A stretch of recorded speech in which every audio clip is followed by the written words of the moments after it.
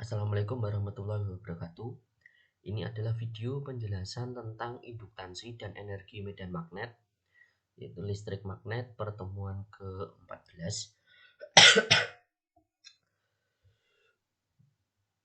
Sampai kita masuk ke induktansi mutual atau induktansi bersama. Jadi mutual tidak hanya ada di media sosial saja ya, tapi juga ada di listrik magnet.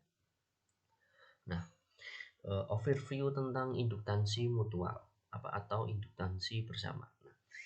Anggap Anda memiliki dua lilitan kawat dalam keadaan diam seperti ini.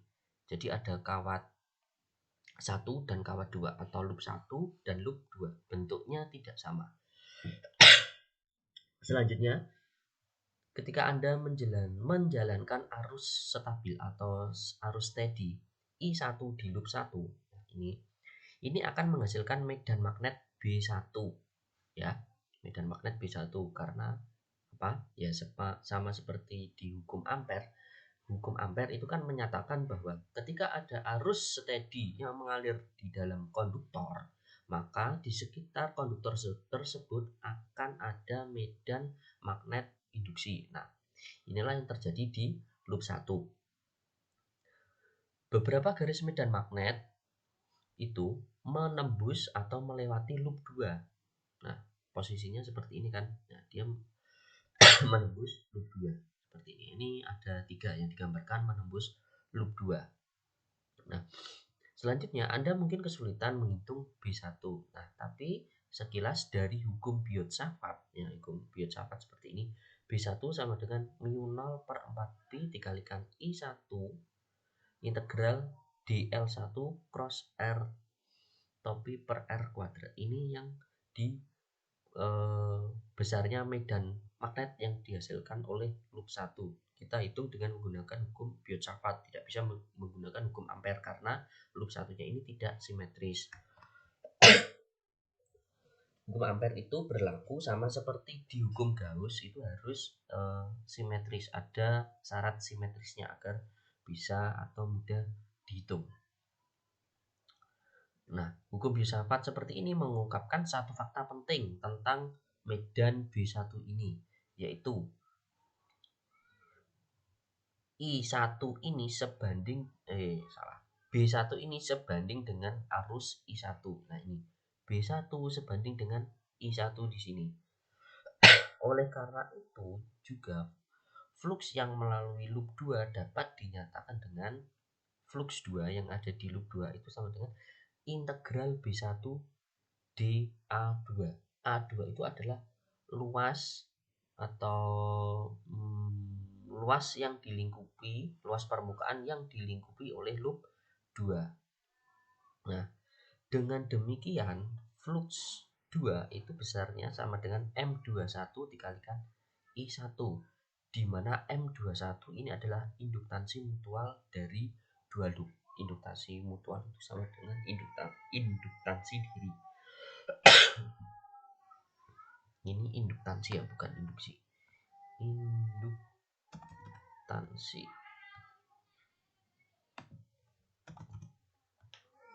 Nah, video ini direkam saat pagi ya. Jadi banyak suara anak kecil yang sedang bermain, yang sedang diasuh oleh orang tuanya. Jadi sebisa mungkin abaikan saja itu. Jadi semoga bisa tetap konsentrasi mendengarkan penjelasan terkait dengan induktansi ini. Nah, ini hubungan antara loop 1 dengan loop 2. Jadi R di sini, R yang ada di sini itu adalah jarak antara komponen DL1 dengan komponen DL2. Nih, ya. Itu yang ada di hukum Biot-Savart yang ada di sini. DL1 itu yang mana? DL2 itu yang mana? Nah, ini. Dan juga R itu jarak antar apa dan apa. Nah, ini yang ditunjukkan di gambar yang bawah. Itu overview tentang induktansi bersama. Jadi induktansi bersama itu seperti efek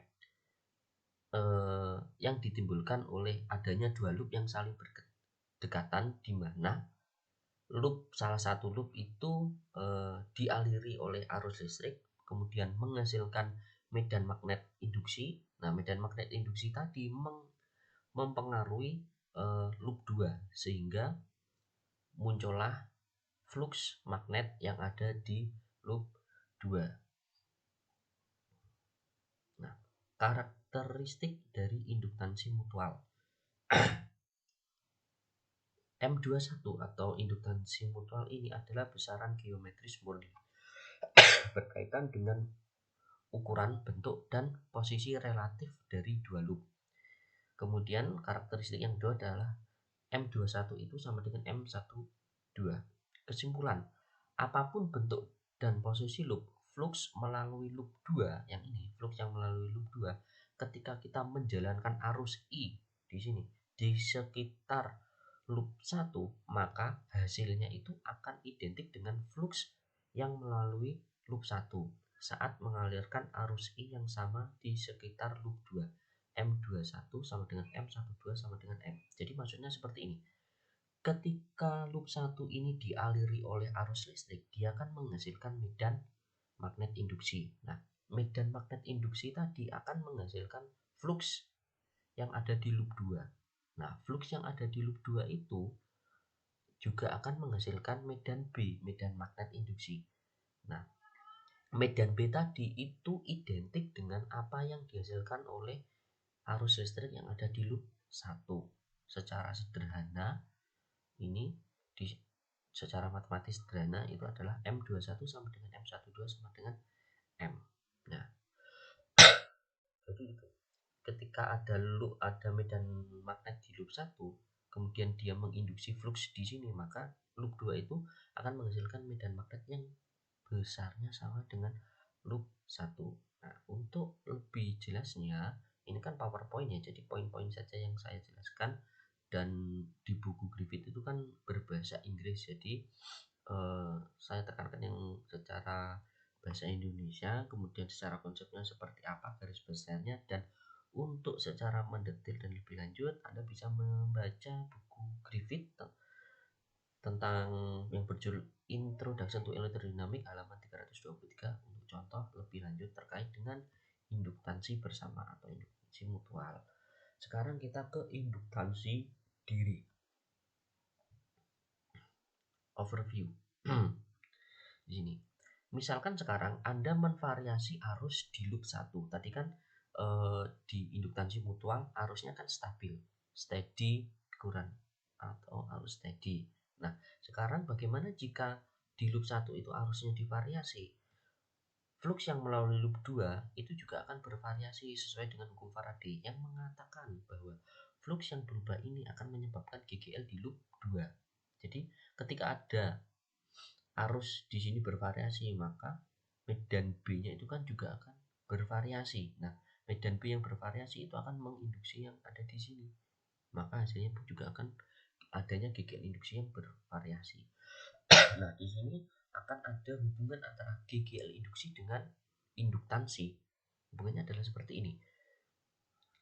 Di loop 2 itu akan muncul GGL induksi yang dinyatakan dengan negatif D flux yang ada di loop 2 per dt sama dengan M negatif M dikalikan DI per dt. DI per dt tadi apa? Itu adalah variasi atau perubahan laju perubahan arus terhadap waktu. Tadi kan di sini disebutkan memvariasi arus di loop 1. Nah, di sini. Oke, hasilnya adalah hasil yang luar biasa. Kenapa luar biasa? Karena setiap kali Anda mengubah arus di loop 1 di sini, maka arus induksi akan mengalir di dalam loop 2. Nah, yang menjadi luar biasa apa? Karena antara loop 1 dan loop 2 itu tidak ada kabel yang menghubungkan, tetapi bisa terjadi arus di loop 2. Mungkin hasil ini tidak begitu mengejutkan ketika kita sudah mempelajari atau kita sudah disajikan fakta atau disajikan tentang konsep jadi bahwa konsep jadi tentang hukum Faraday bahwa ketika ada arus yang berubah-ubah maka menginduksikan medan listrik induksi kemudian jika kemudian akan mengakibatkan arus listrik di rangkaian yang lain. Itu hal yang mungkin sudah biasa bagi kita karena kita kan sudah menggunakan listrik sudah sejak dari dulu kan ya, sudah dari awal kita tahu listrik ya konsepnya seperti itu. Tetapi bagi zamannya Faraday itu menjadi hal yang luar biasa karena dua sistem ini, sistem loop 1 dan loop 2 itu tidak ada yang menghubungkan baik itu kabel atau apapun. Tetapi ketika ada arus yang berubah-ubah di loop 1, ternyata di loop 2 atau di rangkaian listrik yang lain itu juga terjadi arus. Nah, mungkin kalau tidak apa ya, tidak berinferensi, tidak memprediksi, oh mungkin ini hal-hal yang gaib ya, memang ini hal gaib, kita kan listrik tidak bisa kita lihat kan, tapi hanya bisa dirasakan, tidak kasat mata ya. Nah, ketika Faraday itu mencari alasannya, dia menemukan ini bisa dijelaskan dengan hukum Faraday, hukum yang sudah dipelajari oleh Anda di pertemuan sebelumnya itu. Tuh. Jadi ini hasil yang luar biasa ketika ketika ada dua loop atau dua rangkaian listrik tidak saling berhubungan dengan kabel, itu menghasilkan yang satu dialiri listrik, yang satu tidak. Ternyata yang tidak dialiri listrik itu muncul arus listrik sebagai akibat dari arus listrik yang ada di loop 1. Nah, ini prinsip-prinsip kerja ini nanti yang bisa digunakan untuk aplikasi di kehidupan sehari. Contohnya adalah transformator. Transformator itu kan lilitan-lilitan loop yang banyak, kemudian salah satu dialiri listrik, kemudian di situ ada dihubungkan dengan inti besi lunak. Nah, padahal tidak ada kabel antara kumparan primer sama kumparan sekunder, itu ternyata bisa menghasilkan listrik dan itu sangat berguna sekali untuk peradaban manusia. Jadi bayangkan saja jika tidak ada listrik ya, tidak ada lampu, tidak ada koneksi internet. Nah, koneksi internet itu kan membutuhkan arus listrik. Bayangkan saja ketika Anda 2 jam saja listrik itu mati, rasanya pasti angker gitu kan ya, suwung, tidak ada sinyal, tidak bisa mengerjakan tugas itu. Apalagi kalau koneksi internet yang mati, itu pasti Anda pasti akan tidak terbiasa dengan hal itu karena kita sudah terbiasa dengan internet, sosial media dan sebagainya yang terkait dengan listrik dan juga elektromagnetik. Kemudian kalau kita pikirkan kembali ya, arus yang berubah itu tidak hanya menginduksi GGL di loop yang dekat saja. Jadi ada loop 1 tadi menginduksi loop 2, tetapi juga menginduksi GGL di loop itu sendiri ternyata. Jadi di sini ada arus yang berubah-ubah. Arus yang berubah-ubah itu menginduksi GGL di sini di loop 2. Tapi ternyata loopnya kan, loop 1 itu sendiri juga dapat imbas, dapat dampaknya dari arus yang berubah-ubah. Nah, itulah yang disebut dengan induktansi diri. Di sini disebutkan juga, tetapi juga arus yang berubah-ubah di GGL di loop 1 tadi itu juga menginduksi GGL di loop 1 itu juga. Nah, sekali lagi medan dan juga fluxnya itu sebanding dengan arus, yaitu flux sama dengan L dikalikan I. Konstanta proporsional L itu disebut dengan induktansi diri atau hanya induktansi saja. Induktansi itu. Seperti halnya M itu adalah induktansi bersama. L itu hanya tergantung pada geometri, ukuran dan bentuknya dari loop. Jika arus berubah, GGL yang diinduksi di dalam loop dinyatakan dengan ini yang ada di loop 1 ya. Ini ada yang di loop 1, nah ini yang di loop 2. Di loop 2 itu dinyatakan dengan induktansi bersama M. Tetapi yang di loop 1 yang dimana itu arusnya yang berubah itu di loop itu sendiri, di loop 1 itu sendiri dinyatakan dengan L. Rumusnya hampir sama, negatif L dI dt. Kalau di sini negatif M dI dt. Ini M itu menunjukkan induktansi bersama, induktansi mutual, M itu mutual. Kemudian L itu adalah induktansi diri atau induktansi saja. Nah, satuannya induktansi itu adalah Henry volt sekon per ampere. Ya, ini saya jelaskan kembali, saya beri penguatan. Nah, ketika I ini di loop 1 itu berubah-ubah, selain dia menginduksi B di loop 2, ternyata GGL, induksi GGL di loop 1 itu juga ada muncul juga. Itu yang disebut dengan induktansi diri konstanta proporsionalitas antara flux dengan I. Oke, sekarang contoh soal. Tentukan induktansi diri dari sebuah koil toroida yang berbentuk kotak seperti ini dengan jari-jari dalam A kemudian jari-jari luarnya B dengan tinggi H yang total lilitannya itu sebanyak N. Total lilitannya sebanyak N. Ini adalah sumbu toroida, tahu ya, toroida itu bentuknya seperti donat. Anggap saja toroida itu kumparan atau pegas. Nah, pegas tadi itu dilingkarkan, dibuat lingkaran. Jadi pegas tapi bentuknya donat. Pegas tapi bentuknya donat. Nah, A di sini adalah jari-jari dalam, kemudian B adalah jari-jari luar. Nah, ini DS. DS itu adalah komponen infinitesimal antara A dan B yang diukur dari aksis. Nah, the flux through a single turn di gambar 7.34 ini itu dinyatakan dengan ini. Integral B dA sama dengan mu 0 I per 2B kalikan H. Mu 0 N I. N ini jika ada beberapa kumparan. Nah, kemudian antara integral AB dari A sampai B seper S ds. Seper S ds itu adalah ini jarak. Nah, Anda ingat ini dengan menggunakan hukum Biot-Savart atau hukum ampere. Kemudian sama dengan mu 0 N IH per 2pi. Nah, integral seper SDS itu hasilnya adalah dengan batas A sampai B itu hasilnya ln B per A. Nah, total fluxnya adalah N kan ya. Untuk satu kumparan itu sudah ada faktor N-nya.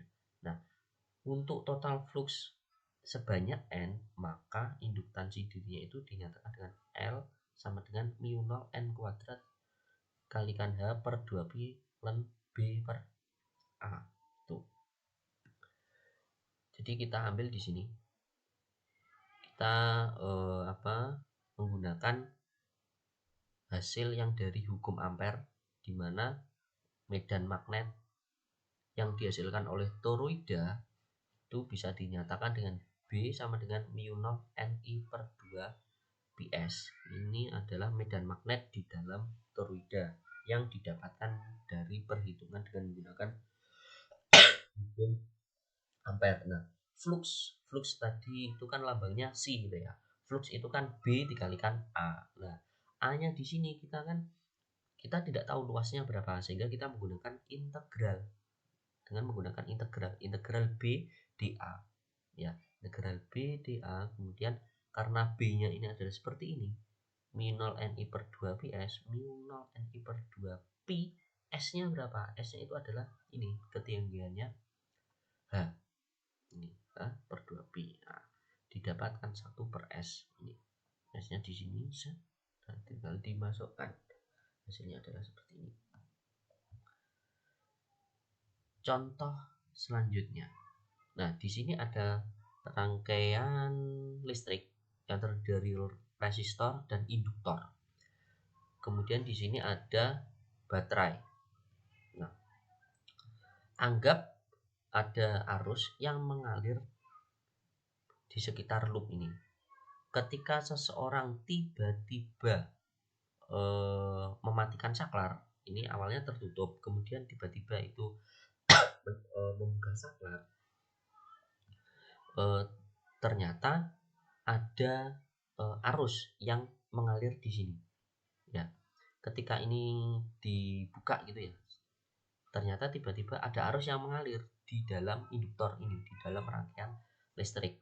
Nah, arus tadi secara instan itu akan drop atau akan menurun menuju nilai sama dengan 0. Nah,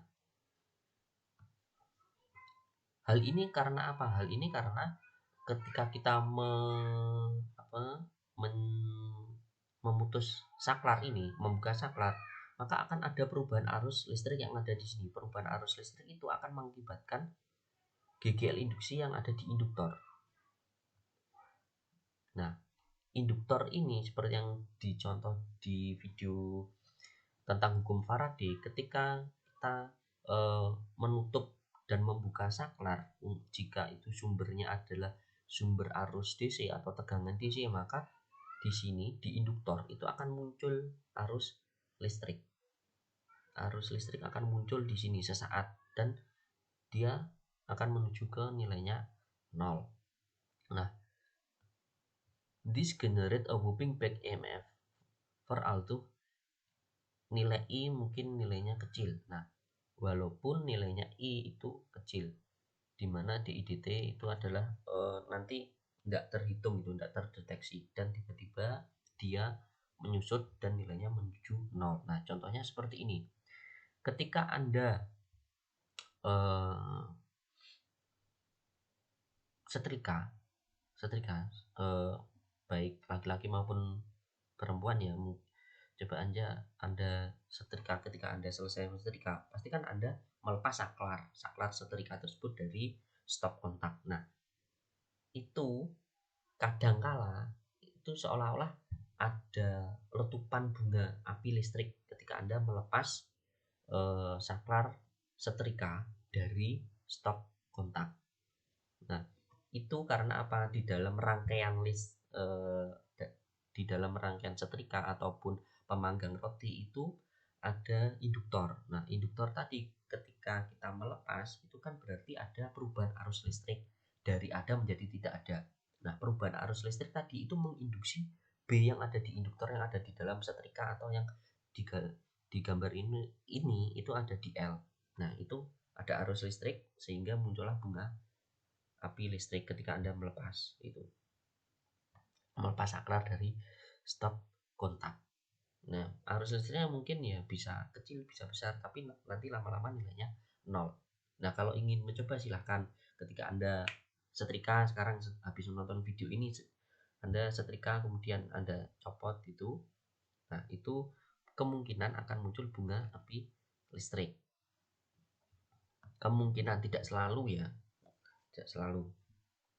Nah, nothing so dramatic occur when you plug in a toaster or iron. In this case, induction opposes the sudden increase in the current prescribed instead of smooth and continuous build up. Suppose for instance that a battery which supplies a constant EMF epsilon 0 is connected to a circuit of resistance R and inductance L seperti ini. Nah, kalau ini ceritanya seperti ini, ketika Anda melepas stop kontak itu akan muncul bunga api listrik, tetapi tidak akan muncul bunga api listrik ketika Anda mencolokkan saklar ke stop kontak. Itu karena apa? Karena ketika kita mencolokkan itu munculnya arus listrik itu tidak tiba-tiba, tetapi lebih smooth atau lebih pelan-pelan terjadinya arus listrik, sehingga tidak ada perubahan flux listrik yang ada di dalam induktor sehingga tidak muncul bunga api listrik. Nah, sekarang yang ingin ditanyakan di soal ini adalah bagaimanakah ketika ini kan dilepas ya, ketika saklar itu dihubungkan kembali, rumus atau persamaan dari arus yang mengalir di dalam sistem ini itu seperti apa gitu. Jadi awalnya cerita dulu ketika saklar itu dimatikan, ternyata ada muncul bunga api listrik sebagai akibat dari adanya induktor. Nah, ketika kita mencolokkan kembali saklar itu ke stop kontak ya, maka akan muncul arus yang mengalir di dalam rangkaian ini. Nah, rumusnya itu seperti apa? Arusnya seperti apa mengalirnya itu. Nah, ini akan dibahas di sini pembahasannya. Nah, total GGL induksi yang ada di sirkuit itu adalah ini epsilon 0 dari baterai ditambah dari negatif LDI/dt. LDI/dt ini adalah GGL induksi yang dihasilkan oleh induktor. Nah, jadi sistemnya di sini ada dua. GGL induksi total itu kan dihasilkan oleh ini, oleh baterai tegangan. Kemudian ketika ada arus mengalir, maka di sini pun juga akan ada GGL induksi di dalam induktor. Oke, dalam induktor. Maka totalnya adalah sesuai dengan hukum Ohm itu adalah epsilon 0 GGL induksi 0 yang dihasilkan oleh baterai dikurangi LDI dt sama dengan IR. I ini adalah arus yang mengalir di dalam loop tersebut. R itu adalah hambatan yang ada di rangkaian tersebut. Nah, sebenarnya LDI dt itu ada di ruas kiri, tetapi total ya di ruas kiri ya benar di sini. Ini sigma V sama dengan IR. Nah, sigma V jumlah total dari tegangan itu adalah tegangan yang dihasilkan oleh baterai ditambah GGL induksi yang dihasilkan oleh induktor atau induktansi tadi. Persamaan ini adalah persamaan diferensial orde pertama dengan I sebagai fungsi dari waktu DI/dt. I-nya di sini merupakan fungsi waktu. Nah, bagaimana cara menyelesaikan persamaan ini? Anda buka kembali Fisika Matematika 1 bab persamaan diferensial, cari yang persamaan diferensial orde pertama. Nah, persamaan atau penyelesaian umum dari persamaan ini adalah IT sama dengan epsilon 0 per R plus KE eksponensial negatif R per L dikalikan T. K adalah konstanta yang ditentukan dengan kondisi awal. Kondisi awal misalkan ketika T sama dengan 0, I sama dengan 0. Nah, seperti itu kondisi awalnya, kemudian kita masukkan ke dalam integral. Caranya bagaimana ini? Ini yang epsilon 0 ini pindah ke ruas kanan. Kemudian negatif LDI dt itu kan yang di ruas kiri tinggal negatif DI per dt. Dt pindah ke ruas kanan. Kemudian L negatif L ini juga pindah ke ruas kanan. Berarti tinggal DI sama dengan I per R dikurangi epsilon 0 ini tegangan baterai dibagi dengan L kalikan dt. Nah, kemudian kita integralkan. Integral DI sama dengan integral IR negatif dikurangi epsilon 0 per L dt. Jadi di sini adalah dt, kemudian di sini DI, sehingga didapatkan I sebagai fungsi waktu. Nah, kemudian kita selesaikan misalkan di sini. K-nya nilainya berapa di sini? Nah, kita cari dengan kondisi khusus awal. In particular case, jika kamu menutup saklar switch at the T sama dengan 0, maka ketika T sama dengan 0, T sama dengan 0, I awalnya juga sama dengan 0. Maka dimasukkan ke sini. T sama dengan 0, nilai K-nya berapa? Ternyata nilai K-nya adalah sama dengan negatif epsilon 0 per R. Kemudian kita masukkan ke sini. Hasilnya ketika sudah disubstitusikan nilainya K adalah didapatkan seperti ini. IT sama dengan epsilon 0 per R dikalikan 1 min E negatif R per L kalikan T. Nah, tugas Anda membuat grafik hubungan antara T ini dengan T dengan I. Jadi buatlah grafik hubungan antara T dengan I menggunakan Microsoft Excel. Tugasnya adalah itu. Jadi bentuknya seperti apa itu akan menunjukkan bahwa oh ternyata ketika saklar mulai ditutup di suatu sistem yang ada resistor, baterai DC dan juga induktor, ternyata arusnya naiknya itu seperti ini.